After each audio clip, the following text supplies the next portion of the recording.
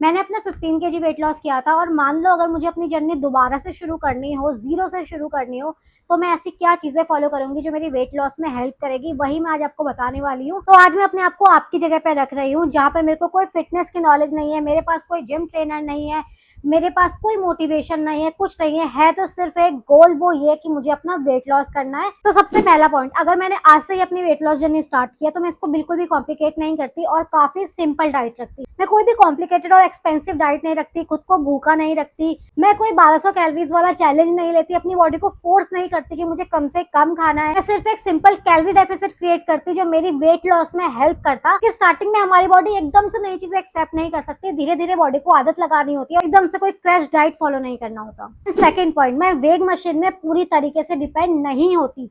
ये गलती मैंने बहुत ज्यादा की थी स्टार्टिंग में। सिर्फ मैं अपना वेट चेक करती रहती थी कि मेरा इस दिन क्या हुआ, उस दिन क्या हुआ, और वेट कभी ऊपर नीचे कम ज्यादा होते रहता था, क्योंकि हमारी बॉडी ना अलग अलग तरीके से हर दिन रिएक्ट करती है। कभी उसमें वाटर रिटेंशन ज्यादा होता है, कभी हमको ब्लोटिंग की प्रॉब्लम होती है, कभी पीरियड्स होने वाले तो उस टाइम पर हमारा वेट ऊपर नीचे होता रहता है। तो ये गलती मैंने की थी, ये गलती आपको नहीं करना है। इंस्टेड मैं क्या करती कि वेट चेक करने के साथ साथ मैं अपनी बॉडी के इंचेस चेक करती है हर वीक में। जैसे कि आपने कोई इंच टेप ले लिया है और इंच टेप से स्टार्टिंग पहला दिन जो है उस दिन आप अपनी पूरी बॉडी का मेजरमेंट ले लीजिए, हर एक पार्ट का। आई रिपीट, हर एक पार्ट का, चाहे फिर वो आपके हाथ है, पैर है, थाइस है, पेट है, चेस्ट है, हर जगह के इंचेस आप लोग मेजर करके रख लीजिए, कहीं पर उसको लिख लीजिए या फोटो खींच लीजिए, क्योंकि ये बहुत ज्यादा जरूरी है। कभी कभी हमारा जो वेट है वो पता नहीं चलता कि कितना कम ज्यादा हुआ है, लेकिन अगर आप अपने वीकली इंचेस चेक करते रहोगे तो आपको डेफिनेटली पता चलेगा कि आपका वेट लॉस हो रहा है।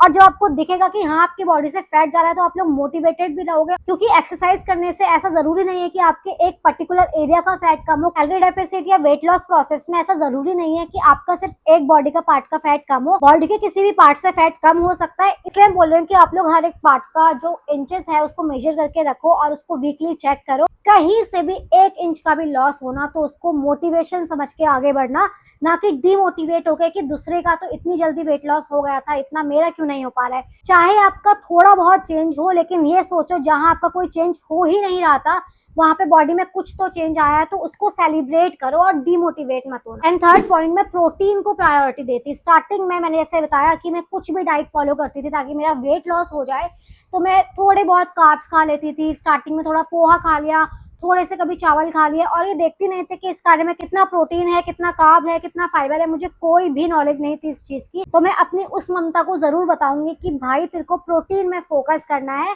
क्यों? क्योंकि जब आप लोग प्रोटीन इंटेक अपना कंप्लीट करते हैं तो आपको भूख कम लगती है, वो आपकी मसल को लगता है, जिसकी वजह से आपकी बॉडी से फैट जाता है और मसल ग्रो करती है। तो अगर आप भी वेट लॉस के चक्कर में थोड़ा बहुत खाना खा रहे हैं और सोच रहे हैं वेट लॉस क्यों नहीं हो रहा है और हमें एनर्जी क्यों नहीं आ रही है, तो अभी से अपनी प्लेट में प्रोटीन की मात्रा बढ़ाओ, जिससे कि आपका फैट लॉस होगा अच्छे से और मसल ग्रोथ होगी। प्रोटीन के बहुत सारे सोर्स होते हैं, पनीर, टोफू, एग्स होता है, और बहुत सारी दालें होती है, चने, राजमा, बहुत कुछ। आपको दही में से, योगर्ट में से प्रोटीन मिल जाता है। अब तो बहुत सारे सोर्स आ गए हैं। जरूरी नहीं है कि आपको बहुत ज्यादा प्रोटीन लेना है, क्योंकि हमें कोई बॉडी बिल्डिंग तो करनी नहीं है, लेकिन हाँ आपकी बॉडी को जितनी जरूरत है एटलीस्ट उतना खाइए, जितना आपका वेट है उतना प्रोटीन तो पूरा दिन में लीजिए, फिर धीरे धीरे उसका इंटेक बढ़ाइए। देखना आप कितने अच्छे से अपनी डाइट को फॉलो कर पाओगे, क्योंकि आपको भूख ही ज्यादा नहीं लगेगी। एंड फोर्थ पॉइंट है कि मैं 8 से 10,000 स्टेप्स का एक टारगेट बनाती। स्टार्टिंग में मैंने जब वॉक स्टार्ट की थी तो मैं कभी उसे करती थी, कभी मैं नहीं करती थी, क्योंकि मेरे दिमाग में एक डाउट रहता था कि यार सच में वॉकिंग काम भी करती है क्या? ऐसा कैसे हो सकता है कि सिर्फ चलने से हमारा वेट कम हो जा रहा है? लेकिन गाइस, इतनी अंडररेटेड हैबिट है जिसकी वजह से वेट लॉस होता है। ट्रस्ट मी, मुझे धीरे धीरे पता चला जब मैंने अपनी वॉक, अपने स्टेप्स बढ़ाए।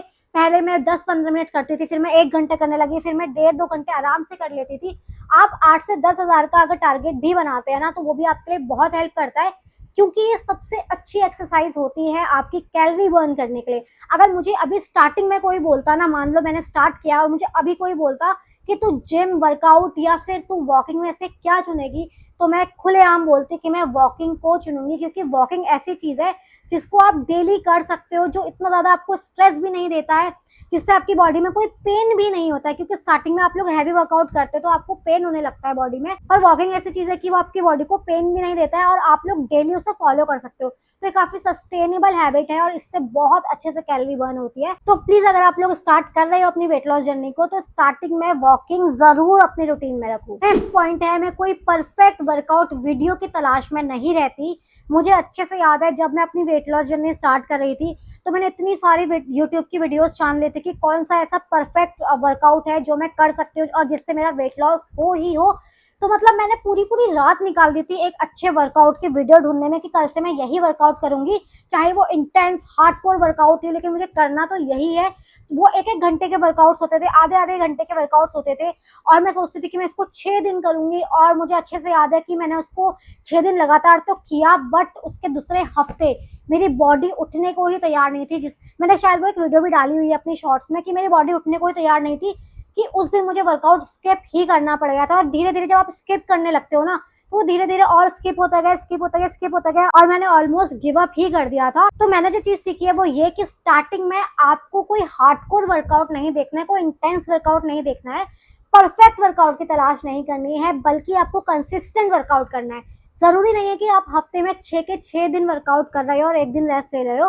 अगर आप चाहो तो आप लोग 3 से 4 दिन वर्कआउट कर लो, लेकिन कंसिस्टेंट रहो। अगर आपने सोचा आपको इतने दिन वर्कआउट करना है, इतने मिनट वर्कआउट करना है, इतने घंटे वर्कआउट करना है, तो आप लोग वो सोच के रखो, कहीं पर लिख के रखो और डेली उसको वर्कआउट करो। 3 से 4 दिन भी अगर आप लोग करते हो तो वो भी काफी इनफ है, क्योंकि अगर आप इस तरीके से वर्कआउट करोगे तो आप लोग कंसिस्टेंट रहोगे, महीनों तक उस वर्कआउट को फॉलो कर पाओगे।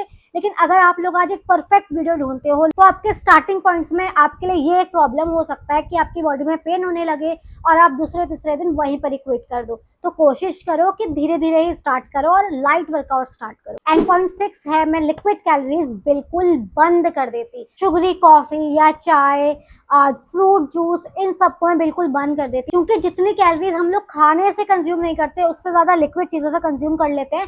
और खाने का तो तब भी ऐसा है कि वो आपके पेट को भरा रखता है, लेकिन लिक्विड चीजें आप जब कंज्यूम करते हो तो वो आपके पेट को बहुत जल्दी खाली कर देती है, जिसकी वजह से आपको दोबारा से भूख लगती है। मुझे हर कोई यही पूछता है कि आप फ्रूट जूस क्यों नहीं बना के पीते हो मॉर्निंग में, या कभी भी आप फ्रूट जूस क्यों नहीं पीते हो। क्योंकि आप जब भी कोई फ्रूट का जूस बना के पीते हो तो उसमें से वो आपके जितने भी वाइटमिन्स होते हैं, जितने भी फाइबर्स होते हैं, वो सब कुछ निकाल देता है, और सिर्फ जूस जिसमें शुगर ज्यादा होता है वो आपकी बॉडी को देता है, जिसमें आपको कुछ फाइबर मिल ही नहीं रहा है, उसकी कोई प्रॉफिट आपको मिल ही नहीं रहा है। तो बेटर हमेशा होता है कि आप लोग वो फ्रूट खा लो इंस्टेड, चाहे फिर वो मौसमी है, चाहे फिर वो सेब है। आप लोग सेब या वो ऐसे ही खा लो उसको रॉ, इंस्टेड ऑफ उसका जूस बनाने के। हाँ, कभी कभार किसी पेशेंट को जूस के लिए बोला जाता है, क्योंकि उसकी बॉडी चबाने के लिए उसके अंदर इतनी एनर्जी नहीं होती है बॉडी को, इस वजह से तब बोला जाता है कि आप फ्रूट जूस पियो। अदरवाइज आप हेल्दी हो, फिट हो, तो आपको क्या जरूरत है कि फ्रूट जूस बना के आपको पीना है। फालतू का एक्स्ट्रा टाइम भी लगता है और आपकी बॉडी में वो फाइबर वगैरह आपको कुछ भी नहीं मिलता है। अगर वेट लॉस जर्नी स्टार्ट करने की सोची है तो लिक्विड कैलोरीज को तो बंद ही कर। एंड 7th पॉइंट है, मैं अपनी स्लीप को फिक्स करती सबसे पहले। स्टार्टिंग में तो मेरे को लगता नहीं था कि नींद पूरी करने से वेट लॉस कैसे हो सकता है, लेकिन जैसे जैसे मैंने अपना स्लीप स्केड्यूल फिक्स किया, मुझे समझ में आया कि मुझे क्रेविंग नहीं हो रही है रात को खाने की, मैं ओवर ईट नहीं कर रही हूँ उसकी वजह से, जिसकी वजह से मेरा वेट लॉस भी काफी अच्छे से हुआ। सो मैं 6 से 7 घंटे की, इनफैक्ट मैं कहूँ 7 से 8 घंटे की नींद तो लेती ही लेती। मैंने स्टार्टिंग में यही गलती की है कि मैंने नींद पूरी नहीं ली है, और इसलिए भी नहीं लिया क्योंकि रात को मैं यही सोचती रहती थी कि क्या मेरा वेट लॉस हो भी पाएगा, नहीं, मैं स्ट्रेस लेती थी कभी किसी चीज़ के लिए, कभी किसी चीज़ के लिए, तो मेरे को रात को नींद ही नहीं आती थी इस वजह से। लेकिन जैसे ही मैंने फिक्स किया कि भाई मुझे 8 बजे तक खाना खा लेना है, डिनर कर लेना है, और मुझे 11 बजे तक सो जाना है मैक्स, मैं बस बिस्तर में लेट जाती थी, फोन साइड करती थी, मुझे नींद आए ना आए। मुझे टाइम लगा, काफी टाइम लगा इसको अपनाने में, पर धीरे धीरे मेरी बॉडी को आदत हो गई।